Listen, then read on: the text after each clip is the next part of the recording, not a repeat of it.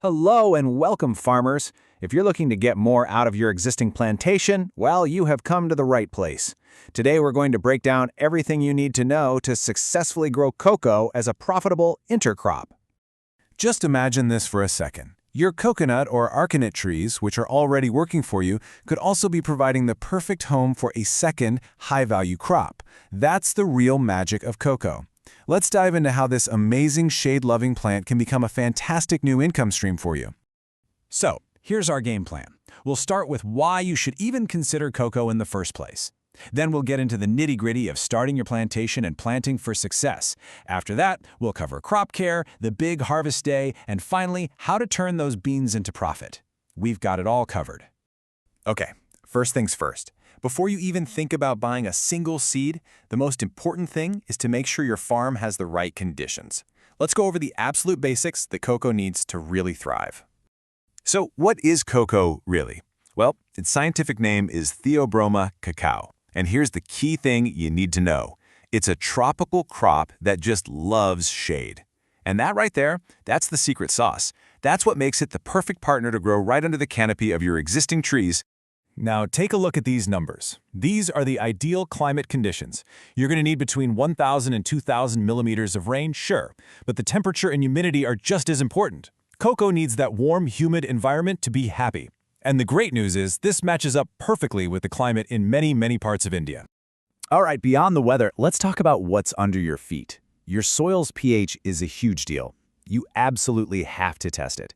You're looking for that sweet spot, right between 6.5 and 7.0. If you've got red laterite soil, you're in luck because that's where cocoa really does its best. Okay, so you've confirmed your farm is a good home for cocoa. Awesome. Now it's time to choose your variety. Let's talk about picking the right type of cocoa and getting those all-important seedlings ready for the field. Now you're going to hear about three main types of cocoa: Criollo, Trinitario, and Forastero. But listen, for growing conditions here in India, the one you really want to focus on is Forastero. It's tough, it gives a great yield, and it's just the most practical and reliable choice for most of us. You know, this part is a bit of a waiting game, but trust me, the patience you show in the nursery will pay you back big time in the field. It takes about half a year for the pods to even mature on the tree. Then you've got another 4 to 6 months of taking care of that seedling. It's all about building a super strong foundation for a productive tree later on. Think of this step as quality control from day one. You want to pick seeds from heavy pods, at least 350 grams, that are packed with a lot of beans. This gives your plants a genetic head start. Combine that with a good, rich potting mix, and you are setting your seedlings up for a long and healthy life. All right, our strong little seedlings are ready to go. Now, let's head out to the field, because proper planting is all about giving them the right space and the right preparation to really take off and grow. This, right here, this picture, is exactly what you're aiming for. See how the cocoa trees have plenty of room to breathe, even under that main canopy? Getting the spacing right isn't just about making things look neat. It's about making sure every single tree gets the light and nutrients it needs to become a top producer. Now, spacing is a bit of a numbers game, and it really depends on your main crop. If you're working with big coconut trees, you'll be able to fit about 500 cocoa plants per hectare. But if you have Arecanut palms, which are a bit more slender and cast less shade, you can pack them in a little tighter, almost 700 plants. Getting your trees in the ground feels like a huge win, and it is. But honestly, that's where the real work begins. Consistent, smart care is what's going to make or break your yield. So let's focus on the three pillars: water, food, and pruning. Listen, if there's one thing cocoa hates, it's being thirsty. Drought is its #1 enemy. So a consistent watering schedule, especially during those hot summer months, is totally non-negotiable. And look at how mature trees' needs jump up to 20–25 liters a day. This is exactly why drip irrigation is the way to go. It's the most efficient way to give them what they need without wasting a single drop. Okay, let's talk pruning. Don't be intimidated by it. Getting this right means a bigger harvest. Simple as that. First, you want to shape the main structure.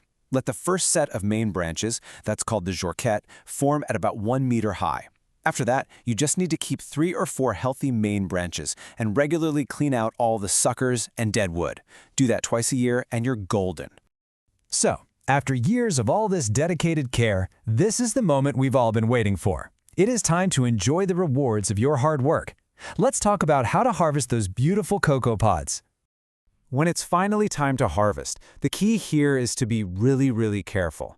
You want to use sharp pruners and make a clean cut on the pod stalk. Why? Because you have to avoid damaging the flower cushions on the trunk. That's where all your future flowers and future pods are going to grow from. Now, you're going to have to be a little patient here. You'll probably see the first flowers around year 3, which is exciting, but your real profitable harvest, what we call the economic yield, that kicks in around year 5. That's when a single healthy tree can start giving you 50 to 70 pods a year, and that's when you really start to see a nice return. So, you've got a big pile of harvested pods. But hold on, we're not done yet. Not by a long shot. In fact, the steps you take next are what will determine the final quality, the flavor, and most importantly, the price you get for your beans. This whole journey, from cracking open the pod all the way to storing the final dried beans, is so important. But I really want to zoom in on the 2 steps that create all the value and all that amazing chocolatey flavor: fermentation and drying. I mean, just look at this transformation. It's pretty amazing, right? You start with these wet, kind of slimy, pulpy beans on the left, and you end up with the dark, aromatic, ready-to-sell beans on the right. This incredible change all comes down to 2 very important processes. So first up, you've got fermentation. This takes about 5 to 7 days, and it's where that classic chocolate flavor really starts to develop. After that, it's all about drying them carefully in the sun. The goal is to get that moisture level all the way down to just 6 or 7%. This is what preserves the beans and locks in all that incredible flavor you worked so hard to create. So there you have it. As we've seen, every single step, from checking your soil's pH all the way to the final drying of the beans, is a chance to improve your final product. By really following these methods, cocoa can be more than just another crop for you. It can be a really profitable and rewarding part of your whole farm. So I'll leave you with a question. Thinking about your own process, which one of these areas will you focus on first to boost your quality and your profit?